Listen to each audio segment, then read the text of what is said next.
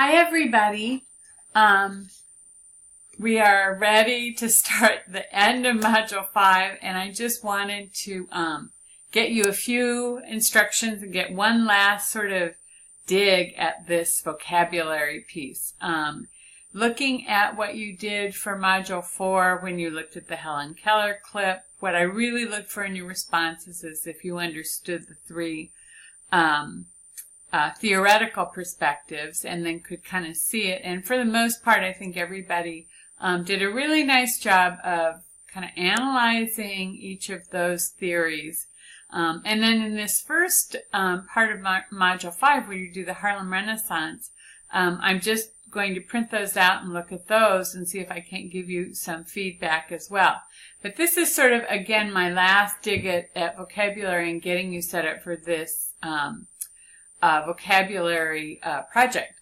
So again, you know, we're looking at the different stages. These are my notes just to help me kind of remember to tell you this stuff.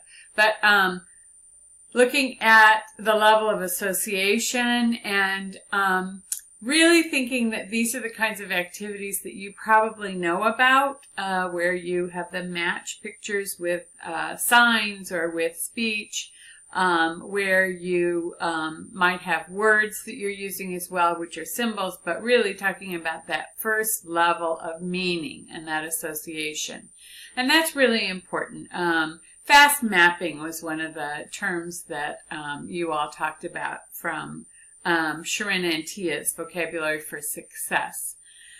The semantic piece, it's sort of elaborating, sort of widening and deepening, and you really cannot do that without some kind of critical thinking skills. So I kind of am going to, I have a link here to Bloom's taxonomy again, and some of the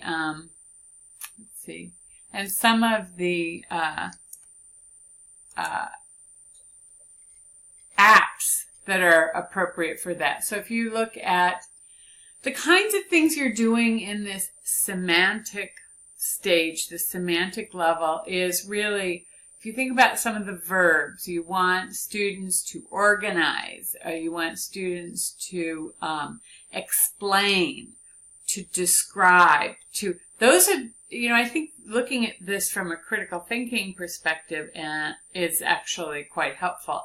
And so there are many of the mapping, the ability to analyze and map. Again, it's a way of organizing what they know about a concept. It's the idea of having examples and non-examples, knowing what it is, but also knowing what a concept isn't, where it fits and where it doesn't. So this is kind of helpful. This is from a previous module. And, all right, so now let me get back to my notes here. Here we go. So anyway, when you're thinking about explain, describe, organize, demonstrate, network, and critique, those are some of the verbs when you think about it. But it really is manipulating those concepts. Syntactic, again, it's perhaps you're more familiar with some of those activities, but it is really looking at the grammatical piece and the role that these terms or these concepts play in sentences and in, I mean, if you're working with English, it's certainly in sentences.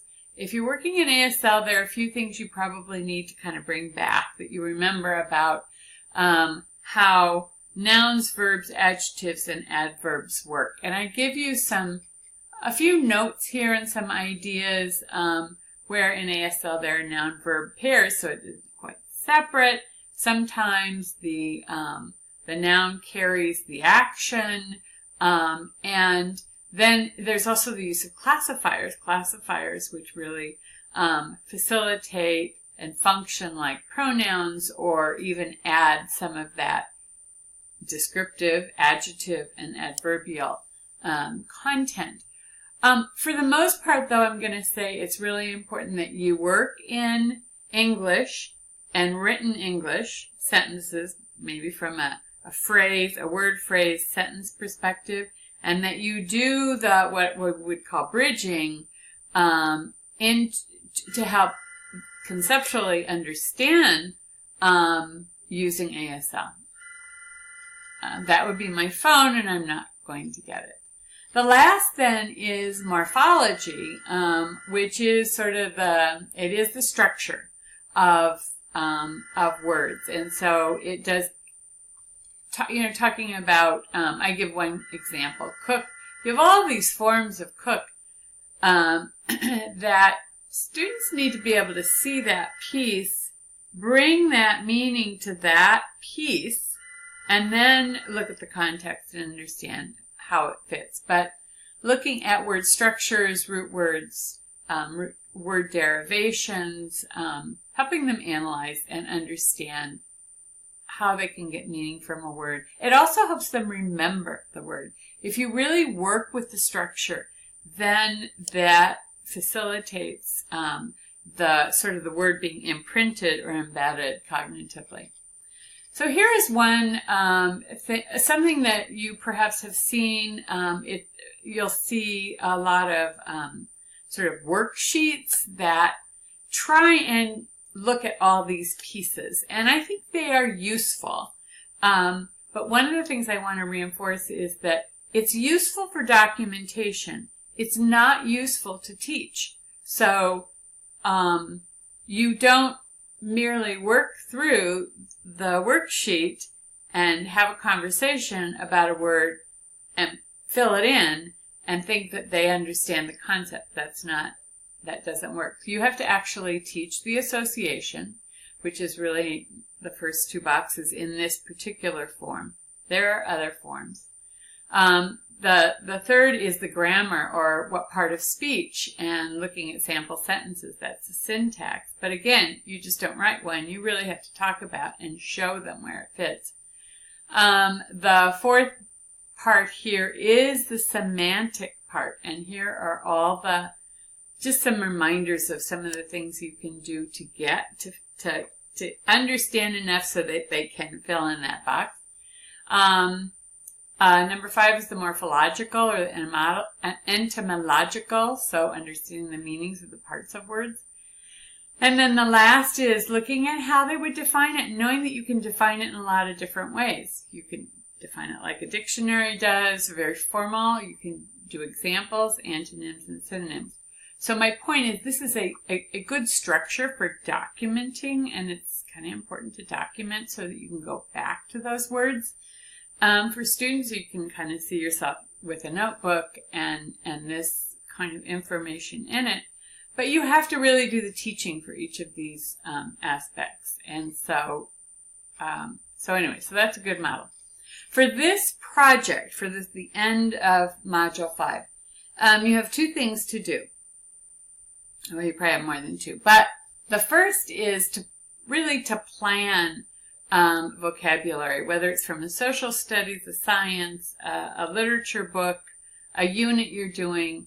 And that worksheet is the same one that you used for Harlem Renaissance. Just take off Harlem Renaissance and kind of work your way through what are the big concepts, what are the most important primary words, how do you prioritize, and then looking at each of the stages, just some ideas.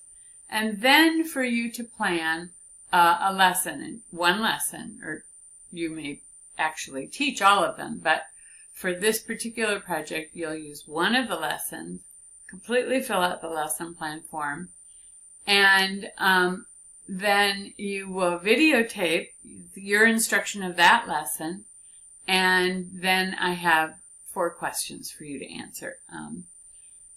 And it is due on the 17th. Now that, for those of you who are distance, and using the teaching journal, November 17th is a video post. And so this is your video post. You don't have to do another one.